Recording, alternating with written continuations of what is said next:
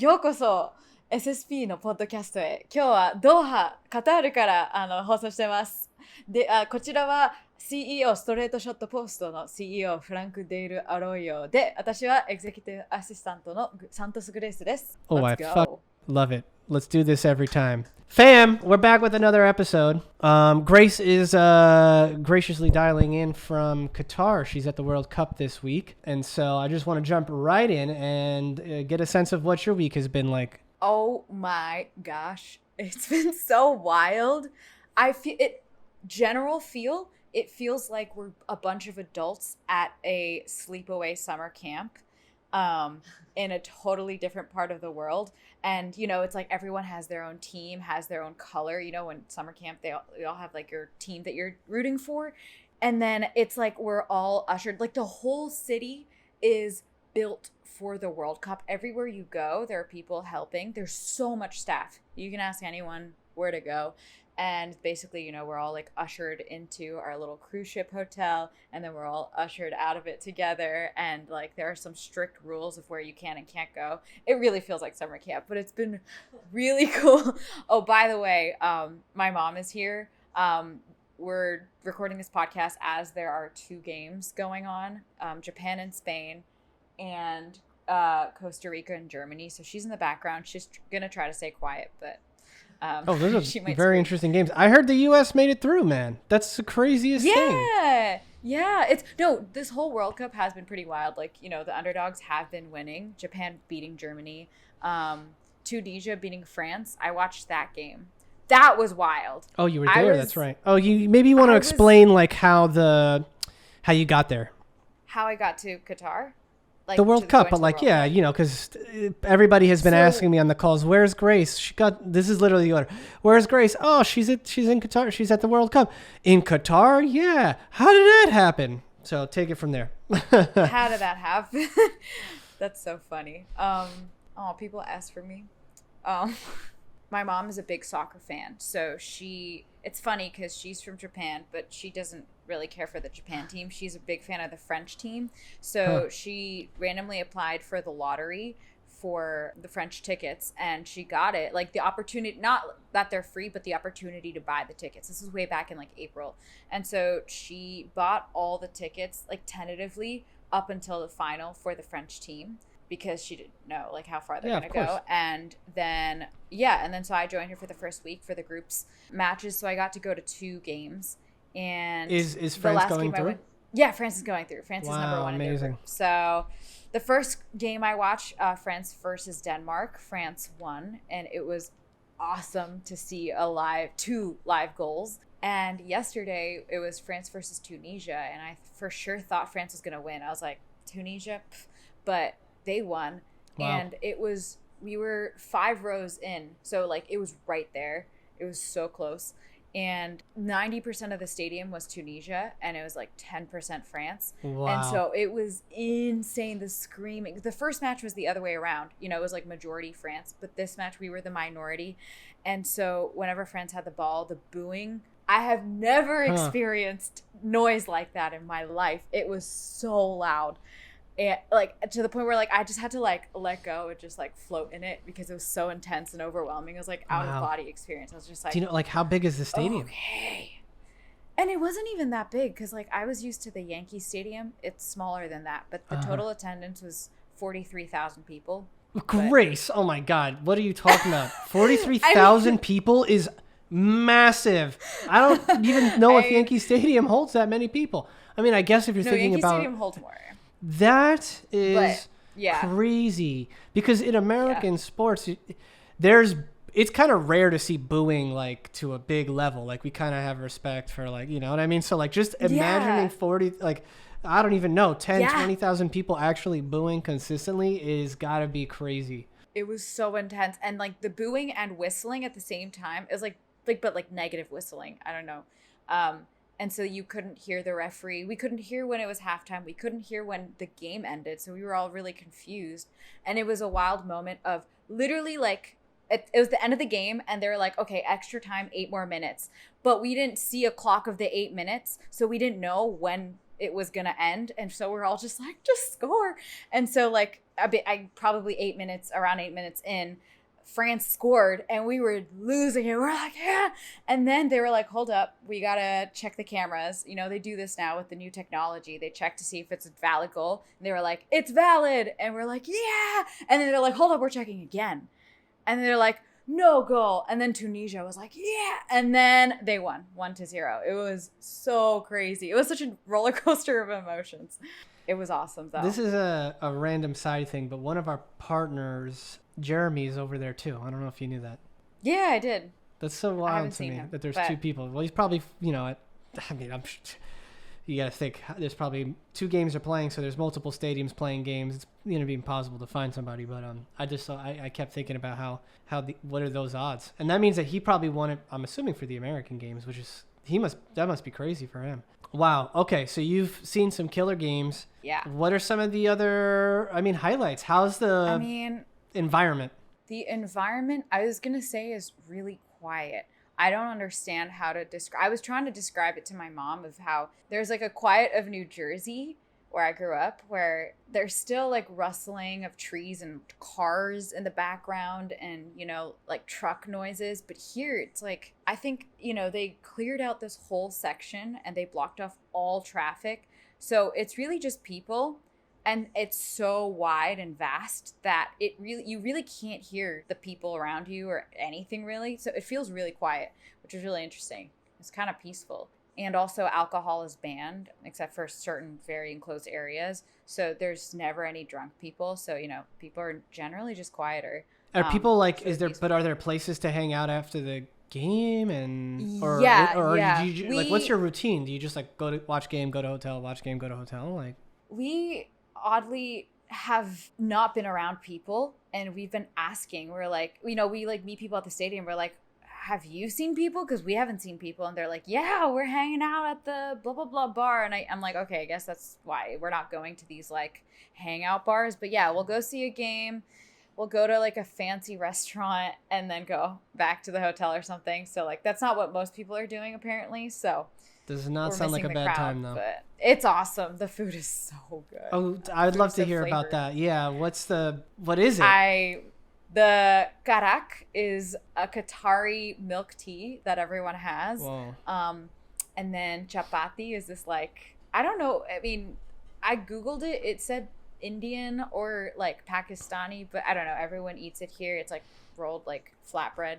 Like curry naan? in it or yeah, like that. Or Nutella in it, cheese in it. And it's funny that everyone, I guess another thing about it being quiet is we wake up pretty early. We wake up at like 9 a.m. And go out and there's nobody. And the locals start coming out around like 2, 3 and they're having coffee around 6 p.m. That's crazy. It's pretty late, yeah, for us. So yeah, that's another cultural thing. But the best thing I've eaten is the pictures don't look good because I don't know. I feel like the worse the pictures, the better the food is. But it's like some lamb biryani with yogurt sauce. They were like, oh, this is free Arabic bread. And then some like crispy, crunchy donut looking thing with syrup and pistachios for dessert. Really good. And the service here is really good. Everyone is here to serve. Yeah, of course. Yeah. So got to give them credit for that. Yeah. Yeah. That's awesome. Sounds like you're having a great time out there. Yeah. It's so good. I mean, tomorrow's my last day. I mean, so far I've been going to games and eating a lot, but tomorrow I'm going to go to the desert and ride a camel. So that'll be a little different. So I'm excited for that. Yeah. So all the games that you were there to see are done. Yeah, they're done. And then now we're just, so we were at the cruise ship hotel and then we had to come here to a regular hotel for one night because my flight got delayed. So, you know, we just found a last minute thing. And yeah, we just got here and there's a game playing, like they built a screen outside. So we get to see a game right now. So it's really cool. And then, yeah, tomorrow night I go home and I get back on Saturday if there's no delays. Yeah. That's crazy. Wow. What an experience. I'm glad to hear about it. I mean, it's definitely unique, you know? I couldn't imagine doing it. And there's so much more. It's like, I can't wrap it all up in a little thing, but that's the highlight. That's really good. It's really fun. But yeah, my mind has been so here and And I have also been speaking Japanese all week, so it's been like even farther away in a different place. So coming back to the SSP calendar, I was like, what did happen in your week? Because last week I loaded it up with stuff to be sure. Have you stuck to it? Yeah, I think pretty good actually. Better than I thought. Okay. I mean, I tried though. I would say one of the very smart things you did was you kind of had, there was like multiple touch points. So there was the calendar, which I use a lot. But I also am doing my best to also check the Asana, which you just have a list of the same shit on my calendar, by the way, people. But like, we're pretty big here on like recognizing the fact that we're human and that like when you're, especially if you're spread thin, you're going to miss stuff. So I always tell people just do both. Just put it in a list and tell them on the call and send it in the email and put it in Asana. And that way it's in 3 or 4 places. And then if they really miss the thing, then you can kind of, you know what I mean?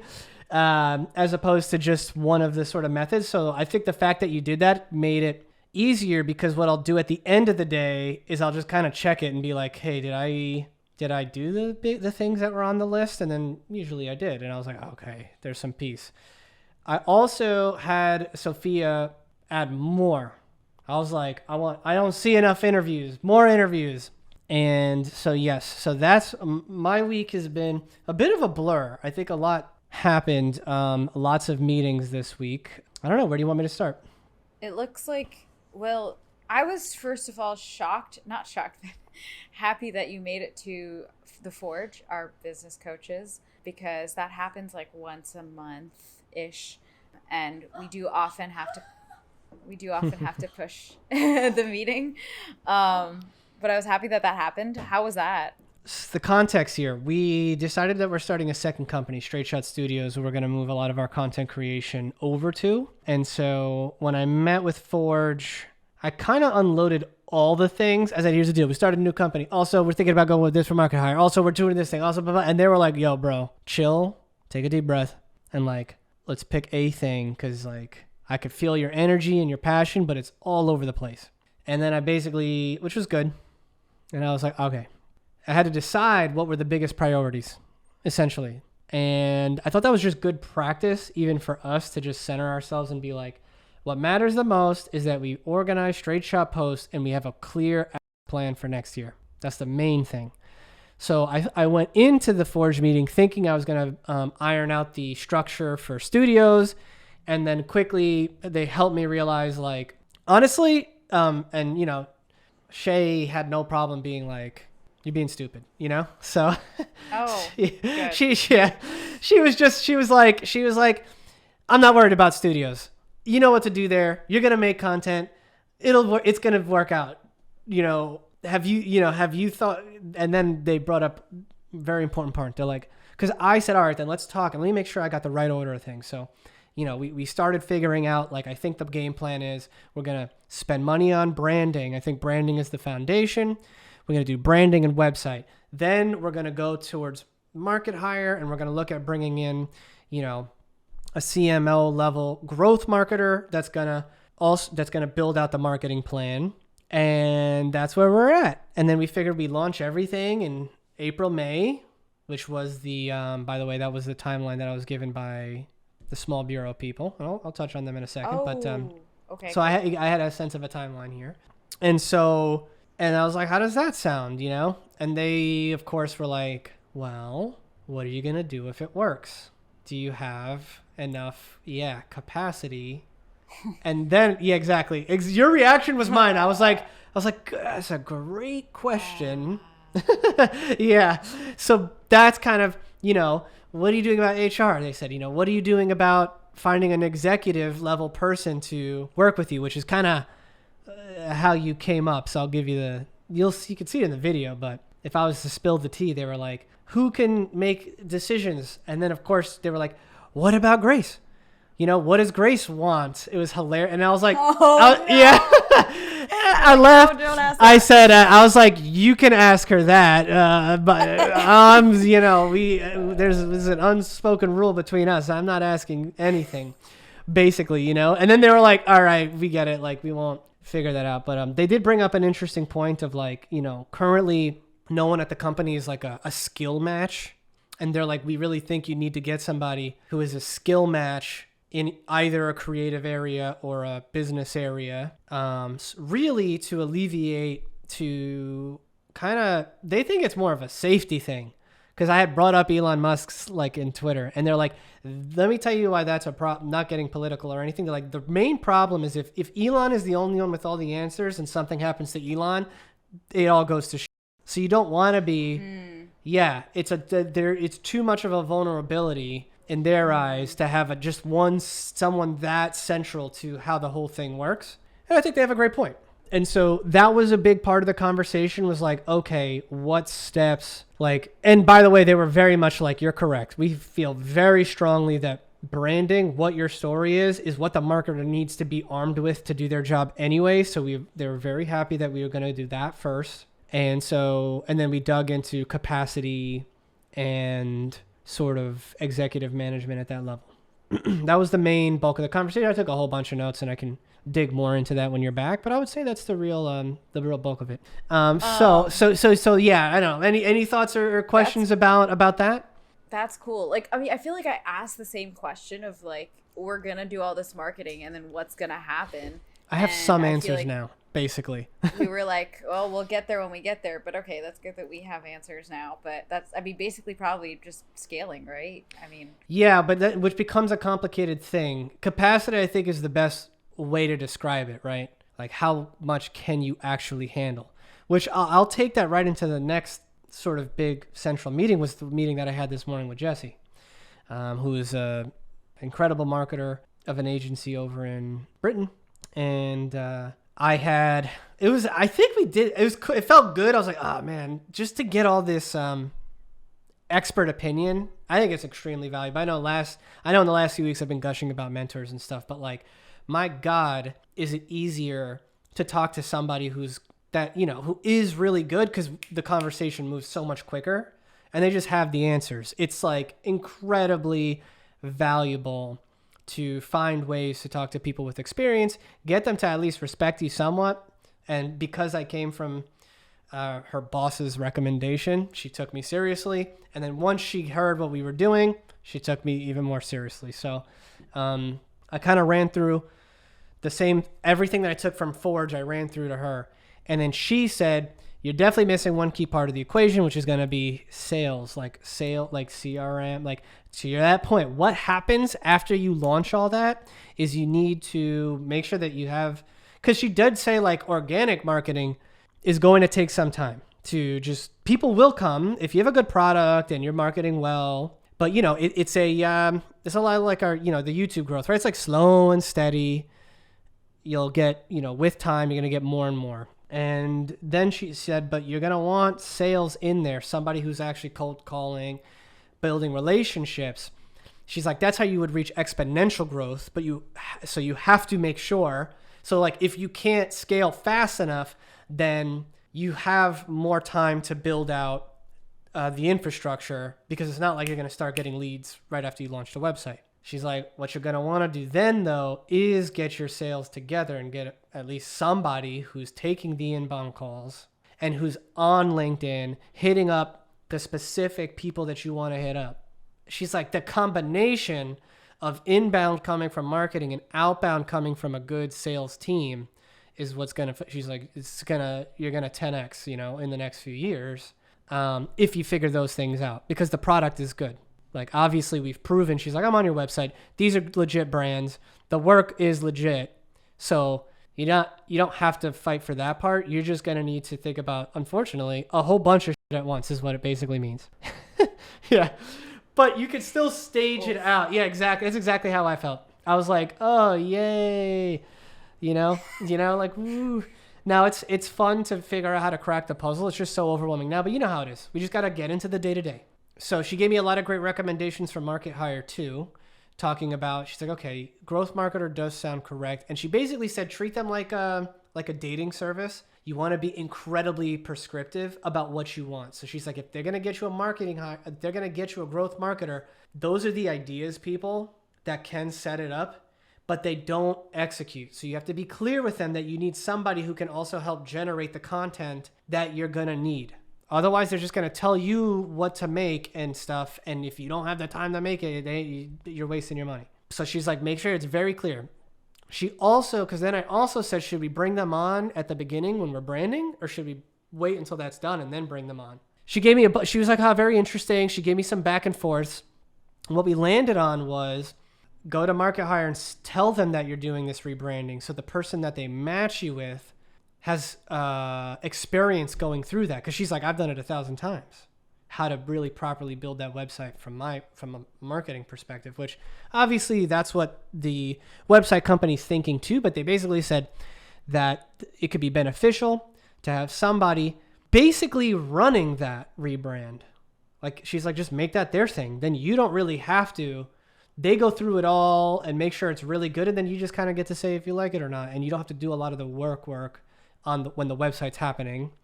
You know, you have somebody who spent some time with you for 2 months-ish to figure it out. And then she said, you probably only need part-time, right?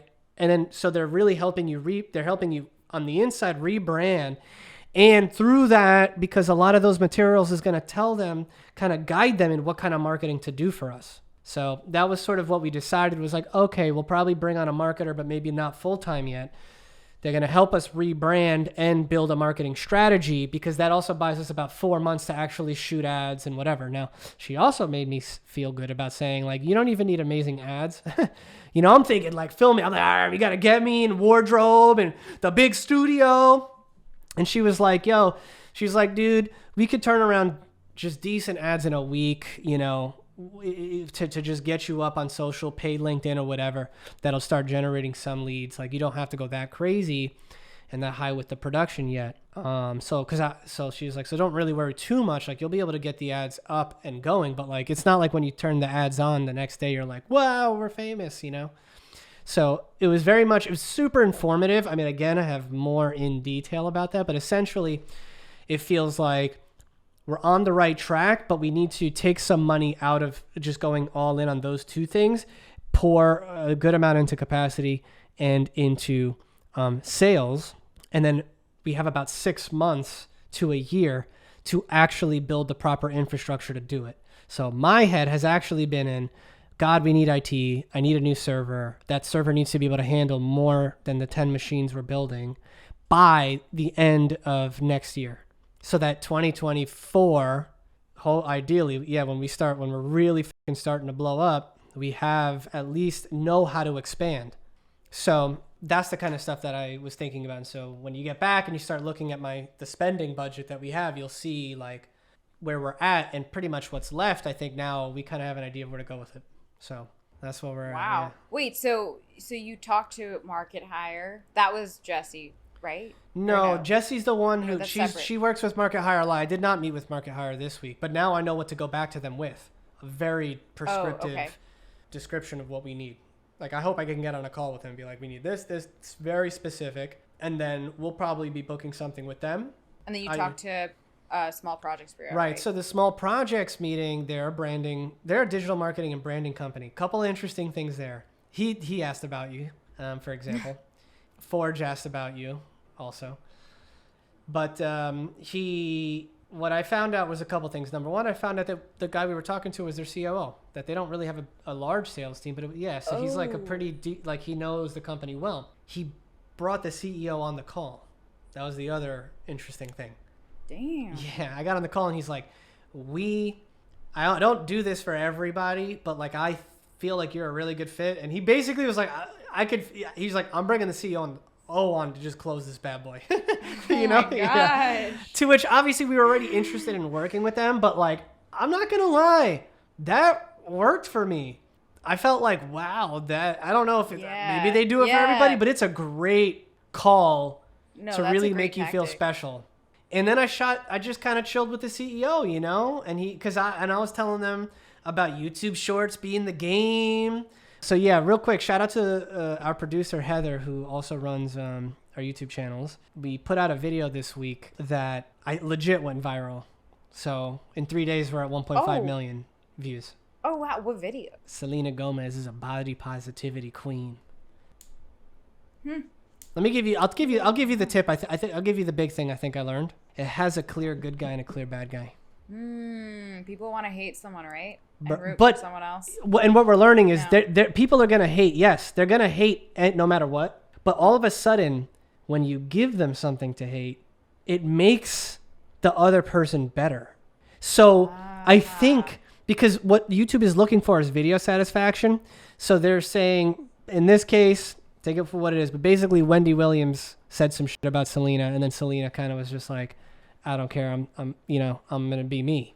Mm-hmm. People were like, Wendy, you're so mean, and I love Selena. Do you see what I mean? Mm-hmm. And so the comments are just flying in, and all that commenting and that positive language, I think, just whoop. Ooh. I've never seen. I mean, obviously, that's the first time we've ever done something like that. Wow. That's like had that much. It's crazy to see the spike of like, it's crazy. By the way, I just did a motion with my hand for those that are listening. Sorry for the horrific sound. But yes, so we actually did kind of like have our first viral video. So I'm like, great. Now let's figure out what about that. And so we're kind of trying to dissect it to see if we can replicate it, of course. But really cool learnings there. And so anyways, I was sharing with the CEO of the Small Projects Bureau that, about our YouTube Shorts strategy. And he was just like, oh, and then he was sharing stuff with me. So I'm going to give you a hack, which I love this one. He basically said, oh, you know what? He actually told me not to say it. Never mind.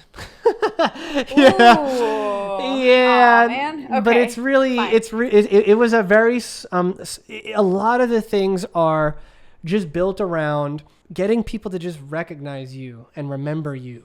And it's not just like who, that's it. It's awareness that you exist is really what it starts to come down to. So in short, we had a great conversation, and I'm going to tell you what sold me. It's the funniest thing. He said, because he was saying, even when the one thing that's funny for us, when it comes down to the names, man, naming the company or whatever, he's like, people are so emotional about it. And at the end of the day, it really isn't about you. It's about what your consumers like. And I was like, interesting. And then he said, I hate our name, but it works. So it is what it is. And we're thinking about changing it a little bit. And then I was like, whoa. I was like, oh, I'm so sold. God. Let's go, dude. Like you're in, awesome. You know what I mean? Like, like you're playing the game because I'm emotional about our name. Yeah. Even, right? So I was like, this guy, he's talking my language. He understands that our goal is to actually just get people to give us a shot. And so the way we communicate our story is critical, but you have to be empathetic about it. So I was like, oop, I'm sold. So I told him, like, I played it off like, hard to get. I'll get back to you in a week or whatever. And I was just like, oh, yes. Yeah. So that they're our kind of people. And I think that they feel the same way about us. So, like, that's a lock for me. And Market Hire will be a lock because they're going to help us find our kind of people, too. Did the other people come back to you? Or, like, did you? Because I set up another meeting. I did. It's fine. They're all fine. Oh. Okay. But like, I'm not gonna, I'm checking it out. I'm doing my job. I'm shopping around. Okay. But yeah, it's like not even a contest. It's like one is like we will find one. It's just it's a very similar mindset and strategy to the way that we tell stories. So like I know it's gonna work because even as far as the efficiency goes, when they talk to me about my brand, I'll be able to have the conversation and communicate it in the same way that they're thinking about it, which I think is just going to make it be a much, much better. We'll be so aligned. I think the end product will be so much better because we're both approaching it from the same way. There's going to be zero resistance for me to be like emotional about it, right? They're not going to meet any of that. So it's really just going to be us pushing each other with them as the experts in this arena to actually figure out how to best communicate with the audience. Like so I'm very excited about the other ones were fine, but it's like, businessy stuff, like very cookie cutter. It felt like, whereas these guys were like more nuanced. Wait, so, this is awesome. Cause I feel like, the last time I was in work was only last week. But it feels like months ago for some reason. Yeah. And it felt like, it was the last week of November and it was this rush before the end of the year to figure out how we're going to reinvest. And I was really stressed and I was scared that I was going to come back and I was going to be in the same place. But I feel like this 1 week locked in so much. Yeah. And even though I don't have it all figured out, I like kind of know what I have to do, right? Yeah. Which is just at least important. We know where to put the money and how it's gonna go, and we have a plan yet. Yeah, super important. So between again, the guys can't emphasize, like, YouTube got me very far, honestly, but then at some point you're gonna want more specific instruction and feedback. So definitely just pay for coaching, man. There's no a better way to do it. And if you can't find or get a mentor, pay for one, bro. Just pay for people's time, because it really is it's just worth the mental headspace to get a second opinion if you've never done it before. Obviously, I'm talking to people who have done it 1,000 times, so it's very different. Like, obviously, if we're talking stories and how to make an edit or whatever, I'm like, I know there is no, I'm not guessing anything. So yeah, really, really good overall. But of course, there's a ton of work to do when you get back, you know. Of course. Well, how have things, okay, that's the post side. How have things been on the studio side? The studio side, well, for the illustrators or the after work meetings. So again, for some context, we're building out a content creation studio, building out a team in Argentina. Sophia continues to be great. Did you see she posted on LinkedIn? I didn't know. Just check it out. It's so sweet and lovely. Just like how grateful she is to have this new position, that she's excited about it. She's like, the team has been wonderful from day one. Thank you, Dale, blah, blah, blah. And I was like, wow. Oh, you got a shout out. Wow. This is nice. Good for you, girl. No, you know, because she was saying, like, we're both taking a gamble on each other. And I was like, you know, that sounds like me. I'm just going to, I like to, when I see a good person, you know, like someone that I think could really fit the team, I'll take my shot. Which also, on that note, again, our producer here. So if you guys are young and you're doing internships and stuff, this is how it works. We're a young company. We need to grow. I told Heather that when I came after this capacity call that we had with Forge, I said, yo, I'm probably going to have to hire 2-3 editors now. Like, I might as well just do it early and train them to do Snap, and then take the Snap editors, bring them to the commercial side, and, you know, build it out. She legit stood up and was like, can you talk? Like, for me, I want you to talk to Liam. And, like, vouch for this kid. She's like, I think he'd be a great fit. Don't make any decisions without giving him an offer. And I was like, wow, you know? Oh, wow. Yeah. So I did. And I told him to his face too on the call. I was like, I'm having this conversation because your project manager likes you, and that's what matters to me, is that they're happy. So let's talk. Yeah. I saw that. And I got to say, no results. Well, you know, he's got to think about it, the offer and all that. Oh, but okay. I got to tell you something that is really funny. What? I was like, look, because I don't know him at all, right? Right. Really? Yeah. I spent very little time with him, maybe an hour and a half across his semester or something, just doing a couple little check-ins. I was like, look, I don't know if you know much about us or like what we're trying to do. And he's like, well, I really believe in what you guys are trying to do here. And I was like, how do you even know? And then he's like, you know. Well, the podcast that he's editing? He's like, he edits this podcast. Right. So he was like, you and Grace, like, you're really trying to do something big. Like, I could really get behind. I was dying. Oh my God, I was like, oh my God, this kid does know me. He does know me very well. And you. Yeah. Yes. And yeah, he's like, that's so awkward. And he, you know, yeah, it's really funny. It was like really cute and all. Yeah, I felt the same way. I was like, I don't know what I'm supposed to do or say. Okay. But he was just like, you guys are, sorry for my language, but like, he's like, you know, you guys have, he's like, I see that your vision for this is way bigger than just like where it is now. And like, I could buy into that. You know, and that he's seen that he's growing. He really likes editing the podcast. I guess that's good. He said that. So he's going to think about it because unfortunately, you know, it's an entry-level position and, you know, we're young and can't really be the most competitive with our rates right now. But it does go to show me, like, there's things more important than money to people sometimes. And, so hopefully he says yes, because I think that'll make Heather happy. Wow. And it's just been that was an interesting one from the week for sure. So shout out, Liam. You've been awesome working with us, and he's gonna obviously hear this in the when he's editing it. But either way, my man, thank you for your time here. Being away from work and hearing the whole week from your perspectives makes it sound so epic. It's so crazy because when I'm in there, I see the nitty gritty and it's just like another day, another week. But this sounds like an epic week.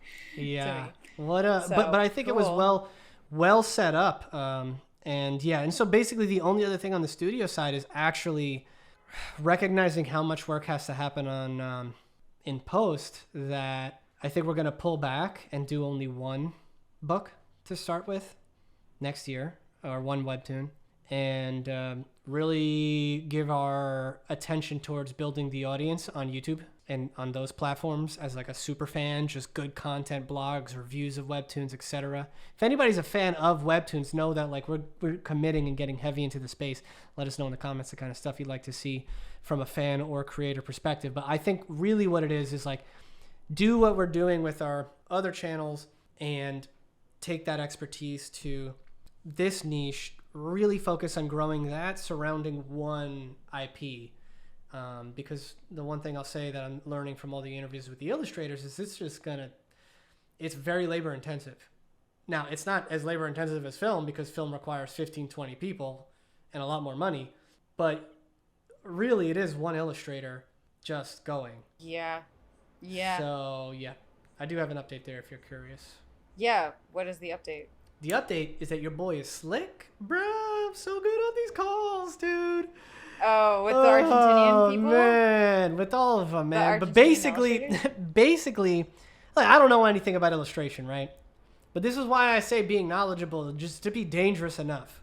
What I noticed on the call, for example, I'm going through the work of one of the girls. I go, hey, I just noticed something. I see a lot of great character work here. And this might be the good life hack, actually. You just need one thing to make you look slick. That's really it. Mm-hmm. Yeah. I asked one girl, I said, hey, I don't know if, I see a lot of great character work, but where are your backgrounds? How do your backgrounds, Bah, the girl was just like, oh, he found my, she was like, honestly. Yeah.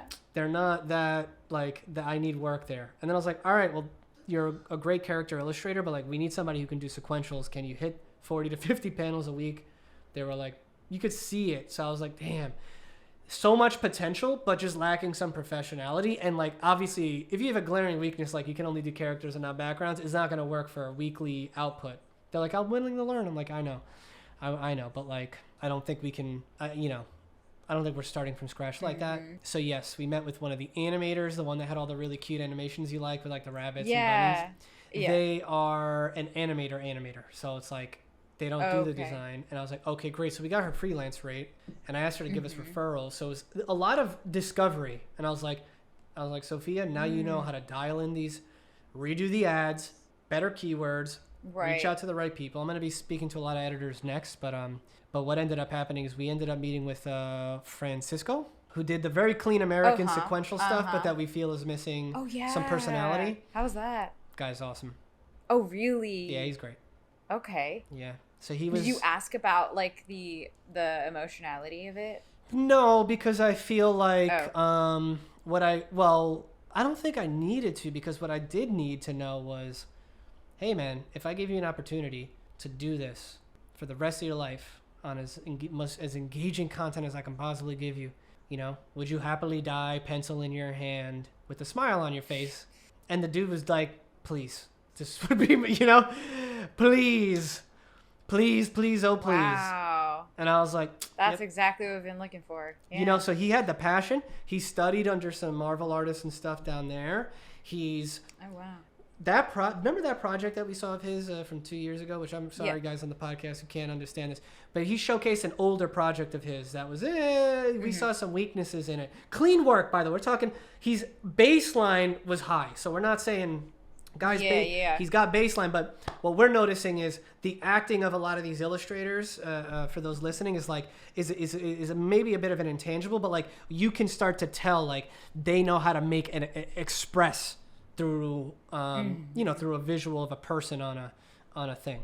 So with him, we had seen, and then he sent us something he's been working on recently, which we felt there was improvement. Like I see improvement, and if you go back and look now, Grace, you'll see improvement in the two things he had sent for sure. still needs to push himself. But I'm like, that's where, to me, I'm going, I think in our environment, we could really push him to find that. That's how I felt. But he has all the fundamentals, and he cares about the fundamentals. Like, one thing I really liked about his work is there were no super, super crazy panels. It was classic. It was simple. Super crazy how? You've seen when people try to like oversaturated. They just try. Yeah, it's like I'm gonna do the crazy. It's like they really push it because they're trying to prove something. His stuff was like, I'm a fundamentals guy. That's true. And I think it might be easier. In my opinion, it's easier to be like, great, let's take that fundamentals, and now I'm gonna just push you to explore. But because you have such a good baseline, I think we'll find something great. So the one thing I did say is like, hey, can you do any other styles? So he's going to send us some more stuff. Again, I think it's maybe easier to do that once you have strong fundamentals. And he was a filmmaker first, and he's just super passionate about the whole thing. Great call. So obviously we're going to meet with a lot more people, but like at least there was one of them that I was like, ooh, okay, you might fit us. Yeah. Oh, wait, I forgot the other important part. This is the other thing that told me for sure. That whole first one that he sent us with the airplane crashing and all that, he did that pro bono. Oh, wow. That is clean. He did 3 22-page issues pro bono out of passion whenever he did that at the beginning of his career. And that's when I was like, wow. Yeah. That's the guy. Like, come on. Pretty good. You do this because you love it, not because you need a paycheck. That's the game. I could do a lot with that, bro. Because I'll give him the paycheck, and then he's safe and comfortable and happy. And when it's time for wars, he'll come to battle. That's what I'm looking for. And yeah, of course, I gave him all the same zingers and stuff. He's laughing on the call, but I got him comfortable. I did all that with everybody. So yeah, that about sums up, this low key week you set up for me over here. I'm glad it was so easy. Good. It was not. It was just. No. It was. I didn't have time to think. You know what I mean? It just kept going. That was the goal. And yeah. But I also didn't want to make it too overwhelming. It wasn't stacked, but it was pretty busy. Yeah, I guess. I mean, like, I would say that the days went quick, and there was enough time for me to recharge at lunch, but not enough time for me to have these long breaks in between things that would allow me to like get antsy and do anything else. You know what I mean? So, but yeah, we'll definitely be happy to have you back next week. And I hope you enjoy the rest of your trip, of course. Thank you. My camel ride tomorrow will be the end of it. I'm really sad to leave, but I'm sad to leave the heat, but I'm excited to be back in America and be able to like go to a coffee shop and hear Americans being Americans. I don't think that might be the first and last time somebody ever said that. That's hilarious. Yeah, I know. I didn't think I'd miss that, but I kind of do. So, all right. So hit us. Any life hacks for this week? My life hack of the week. I mean, this is a really low key one, but I feel like it's really important. When you travel, especially at a busy place like this, make reservations is what I learned. Because we were recommended many restaurants so my dad's girlfriend had a friend who was here a week before us, who was like associated with soccer in some way. And he had a bunch of restaurant recommendations that he sent our way. And we couldn't go to most of them because we just showed up and they were like, no, we require a reservation. We showed up at 2 today and they were like, our next availability is 12:30 a.m. I'm like, whoa. Oh my God. Okay, no. Yeah. So wait, also they're open at 12:30 a.m., which is also crazy. That's what I'm saying. That's insane. That's what I'm saying. The timeline here is really late. That's just crazy. The vibe. Wow. Yeah. Got you, man. Take them life hacks. I learned that lesson. I'll throw out a question for you here. Who do you think is going to win the World Cup 2022? I was joking with my mom just now because right now, so it's Costa Rica versus Germany. Costa Rica is winning 2-1. And over here is Japan versus Spain. And Japan is winning 2-1. Whoa, and like, I usually I don't care about Japan at all in the World Cup. I'm all for Brazil. But I was joking. I was like, what if Japan wins? I know they've won the hearts of the fans by cleaning out that locker room. You see that? Yes, amazing. I did. Yeah. All of the Qatari people here are obsessed with us. They're like are you Japanese? And we're like, yes. And they're like, oh my God, you guys are great. We're like superstars here. That's hilarious. But I was joking, what if Japan won? I don't genuinely think that'll happen. I mean, like, my mom knows this predictor person who's been predicting the World Cup winners really accurately, and he says Argentina. Ooh. And I mean, as a Brazilian, I don't want to say Argentina. Yeah. But say Brazil. I'll say Brazil. I mean, like, I have no reason to say that except for that I'm Brazilian and I like No, the team, honestly, who do you think will sure. win outside of Argentina then? Who do you want to say? You could say Argentina. I want Brazil to win. There you go. Of course, I'll say let's go Brazil. Yeah. Sounds good. Okay. Shout out in the comments. Okay. I question. What's some lesson that you learned? Did you learn anything this week? I don't know. Oh, okay. I got you. This is Life Without Grace. Can I survive? I mean, the easiest thing was all the amount of things that I trust you with and rely on you for obviously became apparent. And I don't mean that in like, not on the personal side, because, you know, I'm an adult. I could take care of myself. But we started realizing just like the finance side, the HR side. I was like, there is a lot of things that people go to you for. Yeah, that when you're not here, they don't know who to go to. And, you know, clients asking for things and me realizing I don't even know where that is, that you have relieved a whole thing that I was like, you know something. And I thought we prepped really well, but then there was still things that I was like, oh yeah, no idea where that exists. And, you know, it's always taken care of on a dime. And so I have found myself replying to a lot of emails saying, Grace will take care of this when she gets back next week. She's away at Qatar, you know? And I realized I should have had the, you know, the automated signature thing. Yes. Do that. Yeah, next time I'll do that. Definitely. I learned that. Oh, that's good. That's a good one. Yes. But basically, I think that outside of the broader things that I've been learning about what the future looks like for the company, specifically, it was obviously just because I think the last time you went away, we weren't as structured. So last time you were away, you didn't have these responsibilities. I was still doing all of it.